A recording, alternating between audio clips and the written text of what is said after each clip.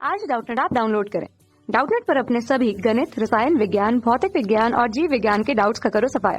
बस प्रश्न की फोटो खींचो, एक ही प्रश्न को क्रॉप करो और तुरंत वीडियो सोल्यूशन पाओ। अभी डाउनलोड करें। प्रश्न दिया हुआ है कि 0.2 मीटर त्रिज्या के खोखले धातु के गोले को +15 माइक्रोकूलाम का आवेश दिया जाता है। तो प्रश्न कह रहा है कि ज्ञात कीजिए गोले के केंद्र से 0.1 मीटर की दूरी पर वैद्युत विभव का मान। ठीक है, अब देखिए, तो मेरे को एक गोला दिया गया है जो कैसा है, खोखला गोला है। ठीक है, तो खोखले गोले पर हम क्या कर रहे हैं कि 15 माइक्रोकूलाम का धनावेश दे रहे हैं। ठीक है, और जिसकी त्रिज्या क्या है, 0.2 मीटर। तो जब हम इसको धनावेश देंगे तो जो ये आवेश है वो इसके पृष्ठ पर, हम कह सकते हैं गोले की परिधि पर एक समान रूप से वितरित हो जाएगा। कि हम कह सकते हैं कि जो आवेश है वो गोले के बाहरी पृष्ठ पर एक समान रूप से वितरित हो जाएगा। तो मतलब कि जो ये आवेश है वो आवेश गोले के अंदर एक भी प्रवेश नहीं कर पाएगा, सारा का सारा आवेश गोले के पृष्ठ पर ही वितरित हो जाएगा। ठीक है, अब देखिए, तो प्रश्न कह रहा है कि गोले के केंद्र से 0.1 मीटर की दूरी पर वैद्युत विभव का मान।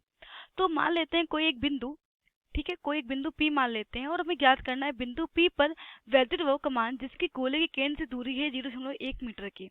तो मान लेते हैं कि यहाँ पर कहीं पर बिंदु हमारा बिंदु P होगा, क्योंकि अगर हम बिंदु P तक की दूरी को R मान ले केंद्र से, तो R का मान क्या है, R का मान कम है 0.2 मीटर से, जो कि क्या है, इस गोले की त्रिज्या है। तो अगर गोले की त्रिज्या से उस बिंदु की दूरी का मान कम है केंद्र से, तो उसका मतलब क्या है कि जो वो बिंदु है वो केंद्र के उस गोले के अंदर होगा।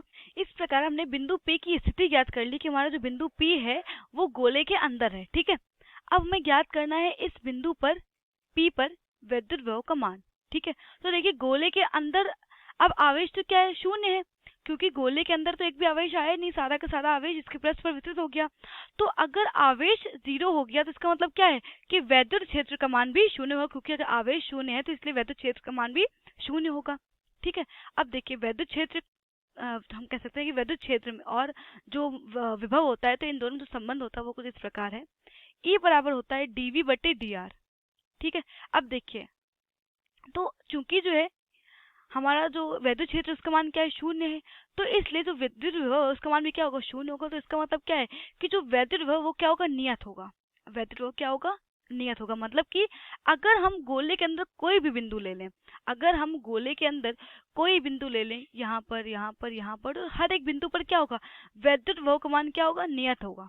ठीक है, और ये वैद्युत विभव किसके बराबर होगा, ये वैद्युत विभव उसके बराबर होगा जितना कि वैद्युत विभव अगर गोले के पृष्ठ पर कोई बिंदु अगर मान लेते हैं Q स्थित है, तो अगर जितना भी जो वैद्युत विभव का मान पृष्ठ पर जितना होगा उतना ही वैद्युत विभव का मान गोले के अंदर जितने भी बिंदु होंगे उन पर होगा। क्योंकि वैद्युत विभव का मान क्या हो गया है, नियत हो गया, क्योंकि वैद्युत क्षेत्र का मान शून्य है गोले के अंदर, इसलिए वैद्युत विभव का मान क्या हो गया, नियत है। और वैद्युत विभव का मान गोले के अंदर किसी भी बिंदु पर उतना ही होगा जितना कि गोले के पृष्ठ पर स्थित किसी बिंदु पर वैद्युत विभव का मान होगा। तो हम क्या पहले ज्ञात करेंगे, हम पहले ज्ञात करेंगे कि गोले के पृष्ठ पर किसी बिंदु पर कितना वैद्युत विभव है, और जितना वैद्युत विभव उस पर होगा वही उतना वैद्युत विभव बिंदु P पर होगा, जितना जो कि गोले के अंदर है। ठीक है, तो हम पहले ज्ञात करेंगे वैद्युत विभव का मान जो कि बिंदु P, मतलब बिंदु Q के लिए ज्ञात करेंगे। ठीक है, VQ का मान। तो चूंकि हमारा जो बिंदु Q वो क्या है, पृष्ठ पर है, तो VQ बराबर क्या हो जाएगा, मतलब Q बिंदु पर जो वैद्युत विभव का मान होगा वो होगा 1/4 पाई एप्सिलॉन नॉट Q/R।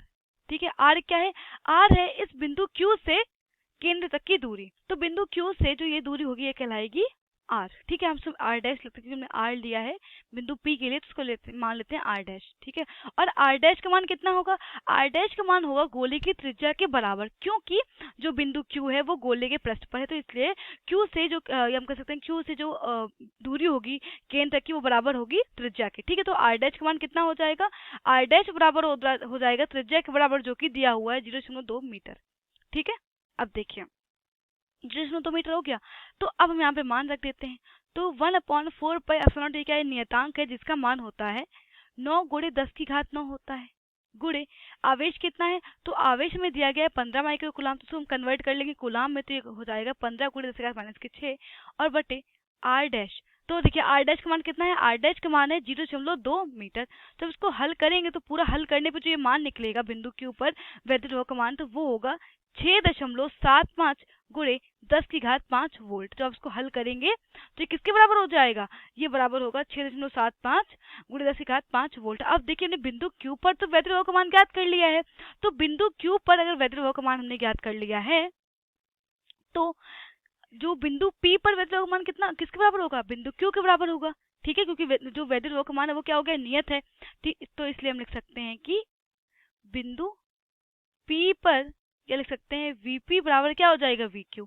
तो बिंदु P पर वैद्युत विभव का मान बराबर हो जाएगा बिंदु Q पर, जो कि बिंदु Q कहाँ पर है, बिंदु जो Q है वो गोले की पृष्ठ पर है और जो बिंदु P है वो गोले के अंदर है। चूंकि विभव का मान जो है वो नियत हो गया है, क्योंकि जो वैद्युत क्षेत्र का मान है वो क्या है, शून्य है, तो इसलिए विभव का मान पूरे गोले की जो अंदर या बाहर जो है वो क्या है, सब नियत है।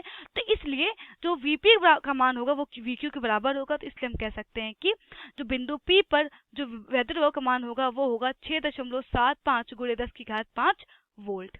ठीक है, तो इस प्रकार हमने ज्ञात कर लिया है बिंदु P पर वैद्युत विभव का मान। इस प्रकार हम कह सकते हैं कि गोले के केंद्र से 0.1 मीटर की दूरी पर स्थित किसी बिंदु P पर या किसी बिंदु पर जो वैद्युत विभव का मान होगा वो होगा 6.75 गुणे 10 की घात 5 वोल्ट। यही हमारे प्रश्न का उत्तर है। ठीक है, कक्षा 6 से 12वीं से लेकर नीट, IIT, JEE वो एडवांस के लेवल तक 1 करोड़ से ज्यादा छात्रों का भरोसा।